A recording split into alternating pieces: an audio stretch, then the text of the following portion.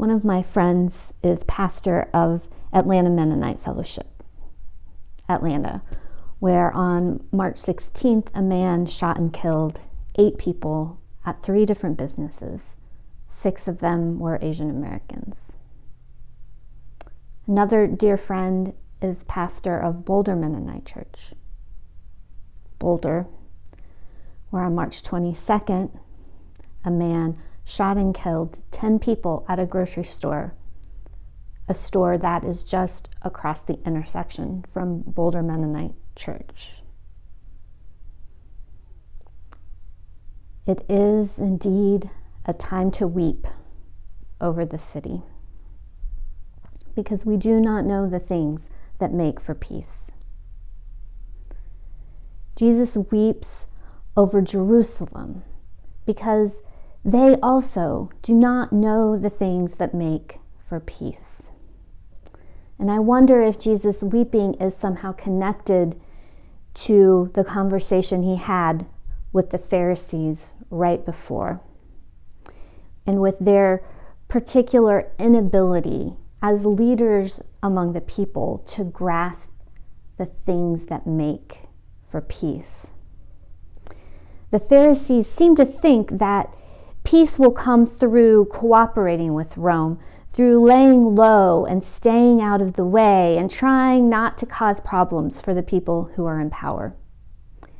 As the crowd is shouting, "Blessed is the King," and making a big scene with their coats, no palms in this version of the Palm Sunday story, but there's shouting and there's coats being laid on the ground. And the Pharisees get worried about what the Roman authorities might think if they hear all of this noise. Worried that such a big scene, a scene that involves people calling someone besides Caesar the king, that this scene might lead to violence, to the Roman authorities enacting violence against the people. And to be fair to these Pharisees, they are not wrong. In the coming week, we will see how justified their fears of violence were. But Jesus' version of peace does not seem to involve staying quiet or going unnoticed. As Mennonites, we love to talk about how Jesus is so stoic and silent and calm all during his arrest and his trial. And that's true, and such commitment to nonviolence is to be commended.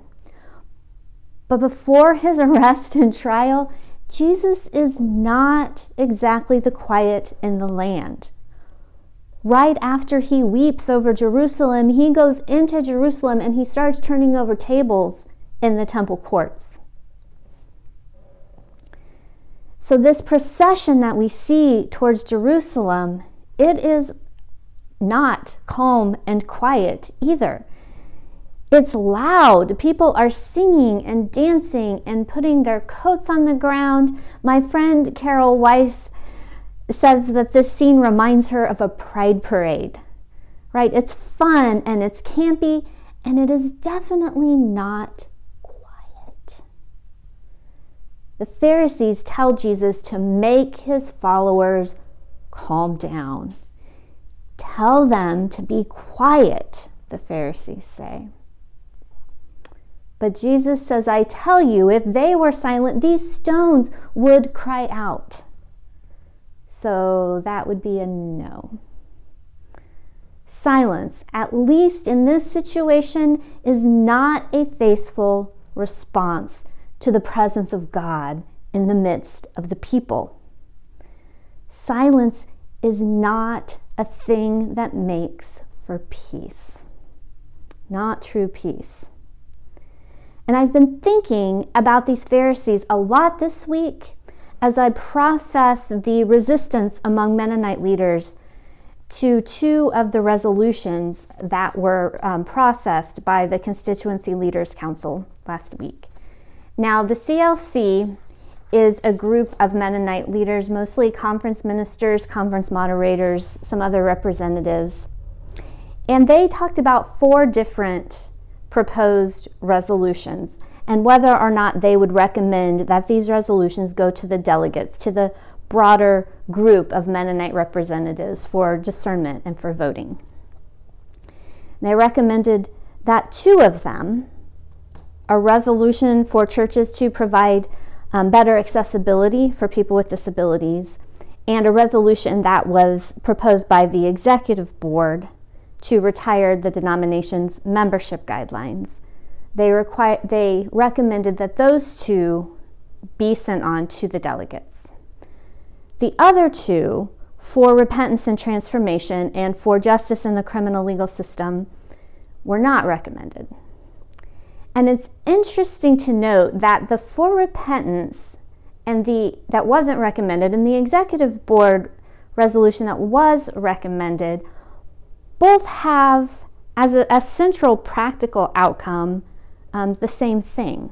They both would get rid of our denomination's membership guidelines, and these are rules that were put in place during the merger that prevent pastors from officiating same-sex weddings and that otherwise are oppressive to LGBTQ people within the Mennonite Church. Both resolutions would get rid of these guidelines, but the executive board resolution would get rid of them on the grounds that they're not convenient anymore, because a lot of churches, like ours, just ignore them, and it's kind of embarrassing to have rules that no one follows. It's better to just not have the rules if you can't make the churches follow them. And the resolution for repentance and transformation reasoning, and this is the resolution that I helped to write that our church formally signed onto, that resolution's reasoning is that we should get rid of the membership guidelines because they're harmful. They're harmful to LGBTQ people, they're harmful to the church. And in looking at the report from the CLC meetings, I also noted that the justice resolution was determined by pretty much all the members of the CLC to fit the 3 criteria. They said, yes, this resolution allows us to join God's action in the world. Yes, this resolution would help us to share healing and hope in the world. And yet they then turned around and said that it shouldn't be sent to the delegates. It shouldn't be a resolution that we as a church process and have a chance to affirm, even though it meets the criteria and it helps us share God's healing and hope in the world. Ultimately, it seems that these 2 resolutions were deemed too confrontational. Many people in leadership do not want them to go to the delegates because they know that some delegates will disagree with them, even be upset by them. How dare the church suggest that what we have done has hurt LGBTQ people?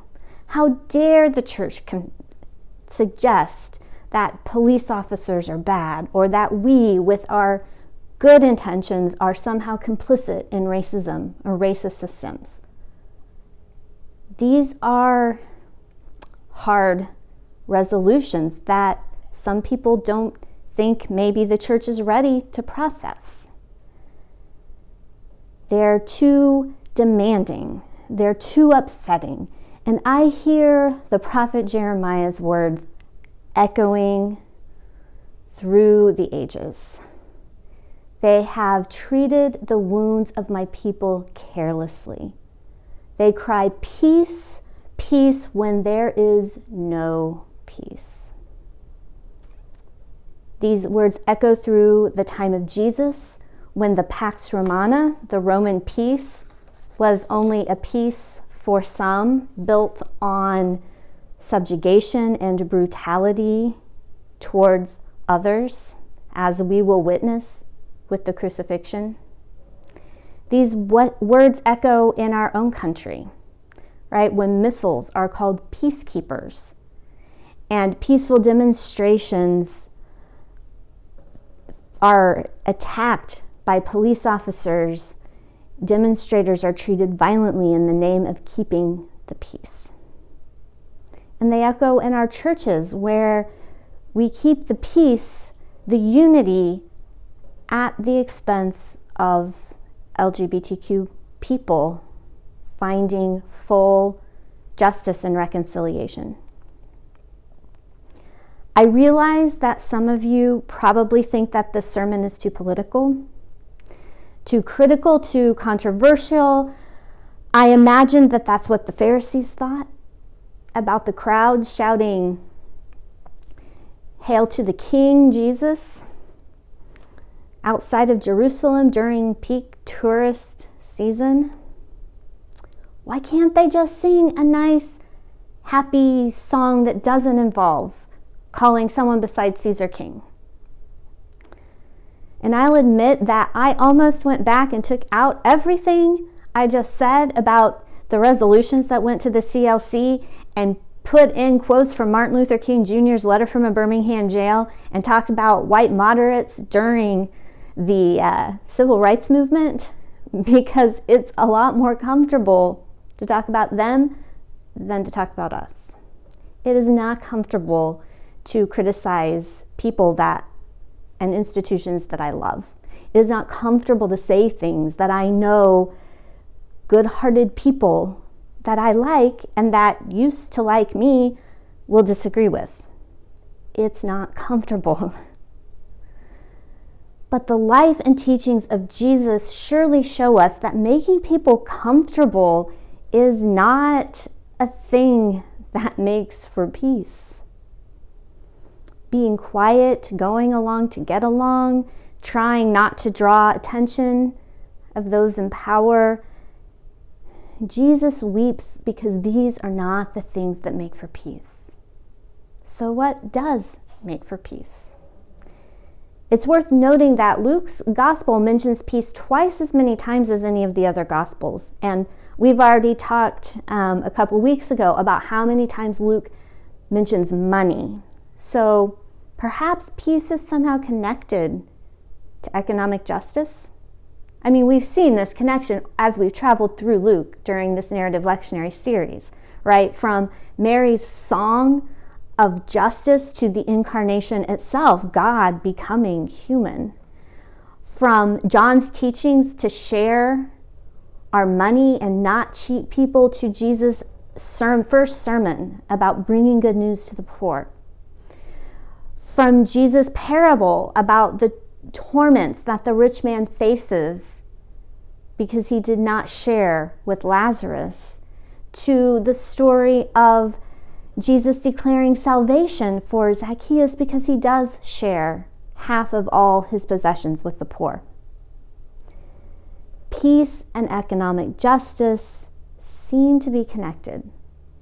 And Luke's gospel also highlights female characters in a way that the other gospels don't. It's the only gospel that includes Joanna, who is a follower of Jesus who helped to fund his ministry.